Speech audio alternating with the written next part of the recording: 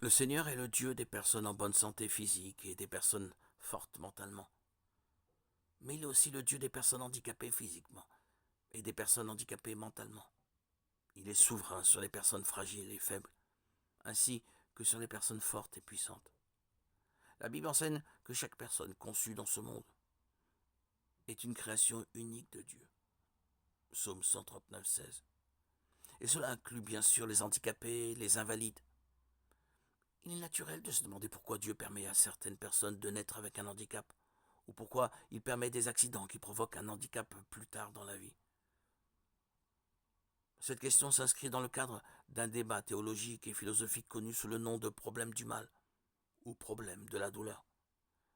Si Dieu est à la fois bon et omnipotent, pourquoi permet-il que de mauvaises choses se produisent? Quel est l'intérêt pour quelqu'un de perdre la vue ou d'être obligé de marcher avec une prothèse?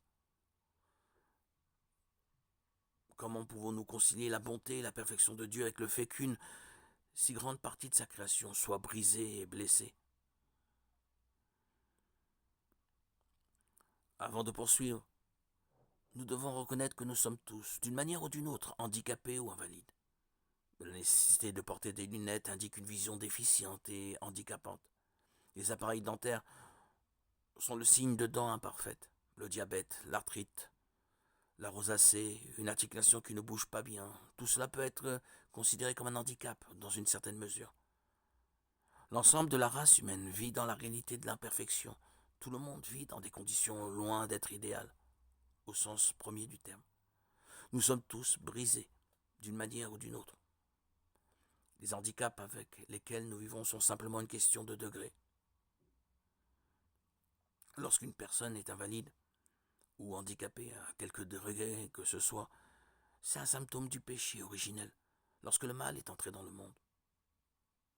Le péché est entré dans le monde à la suite de la désobéissance de l'homme à Dieu, et ce péché a apporté avec lui la maladie, l'imperfection et le mal.